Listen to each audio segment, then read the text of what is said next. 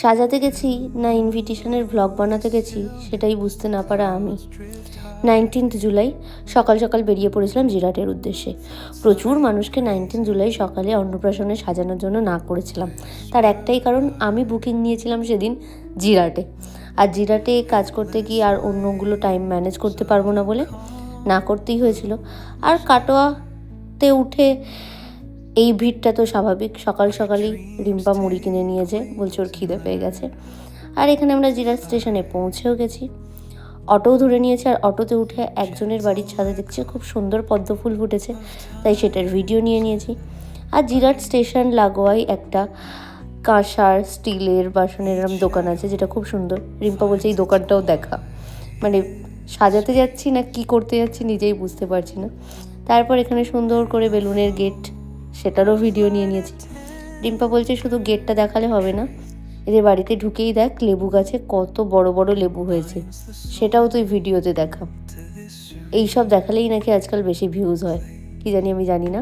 যাই হোক, এই ছোট্ট পুচকে ভূমিজা, ওর অন্নপ্রাশনেই ওর মাকে সাজাতে গেছিলাম ববিতা দি। তোমরা এর আগে অনেকবার দেখেছো আমি ববিতা দিকে সাজিয়েছি। একদম ববিতা দির বিয়ের আগে আশীর্বাদ থেকে শুরু করে বিয়ে, অ্যানিভার্সারি, স্বাদ, অ্যান্ড ফাইনালি ওর পুচকে ভূমিজার অন্নপ্রাশনে। তো এখানে ভূমিজা বলছে যে শুধু মাকে সাজালেই কি হবে, আমাকেও একটু রেডি করে দাও। আর এখানে ছোট্ট ভূমিজা বুড়ি পাপার কোলে একদম রেডি হয়ে গেছে সকালবেলার অনুষ্ঠানের জন্য। মা এখানে হলুদ মাখাতে যাচ্ছে, মাখানো নয়, জাস্ট টাচ করা। আর ও ভাবছে কী খেতে দিচ্ছে মা। কি মিষ্টি এই ব্যাপারগুলো, তাই না? ছোটোবেলায় এসব কত কী না মানুষ করে থাকে। বড় হয়ে যখন ওই ভিডিওটা দেখবে ওর নিশ্চয়ই খুবই হাসি পাবে।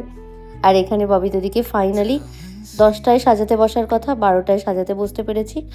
আর 12:50-এর মধ্যে আমাকে কমপ্লিট করে দিতে হয়েছে।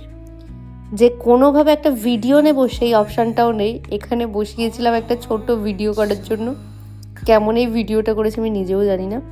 আর তারপর আবার আমার সাথে গেছিলো রিম্পা, ওর ছিল ফিরে আরেকটা অন্নপ্রাশনে সাজানোর কাজ। তো এখানে চটজলদি করে আমরা চলে যাই লজে। আর এখানে দেখো গরমে অস্থির হয়ে ছোট্ট ভূমিজা একদম কান্নাকাটি করছে। মাথায় টিকলিটা আমি ওকে সেট করে দিচ্ছিলাম, আর ও কেঁদে অস্থির হয়ে যাচ্ছে, হওয়াটাই স্বাভাবিক, কারণ ছোট্ট ওই চুলগুলোতে টান পড়ে। আর এখানে যেটা মেন দেখানোর, ববি দাদিকে জাস্ট ঘেমেছে, দেখো ঘাম কাকে বলে। আর তারপরও মেকআপ কিন্তু একদম ইনট্যাক্ট। আর তারপরেই খাওয়া দাওয়া করে নেওয়ার পালা। এনে সুন্দর করে আমি একটা ছোট্ট খাওয়া দাওয়ার ভিডিও অ্যাড করে দিয়েছি, কারণ এসবেই নাকি আজকাল বেশি ভিউজ হয়। দেখা যাক এই ভিডিওতে আমার কত ভিউজ হয়। আর এখানে রিটার্ন গিফট হিসাবে ববি দাদি দিচ্ছিল গাছ, এটা কিন্তু খুবই সুন্দর। আগেও আমি অনেক অনুষ্ঠানে এরকম দেখেছি।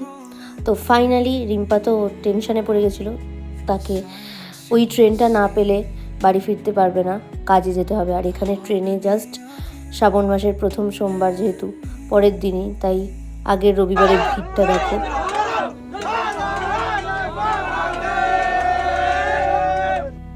তারপর মহাদেবের নাম শুনতে শুনতে বাড়ি ফিরে পড়লাম। আর এখানে রিম্পা কী করছে দেখো, ফোনে যে কার সাথে ঝগড়া করছে কে জানে এই ভিড়ের মধ্যে। ফাইনালি বাপরে বাপ, ফেরার সময় যা কষ্ট হয়েছে।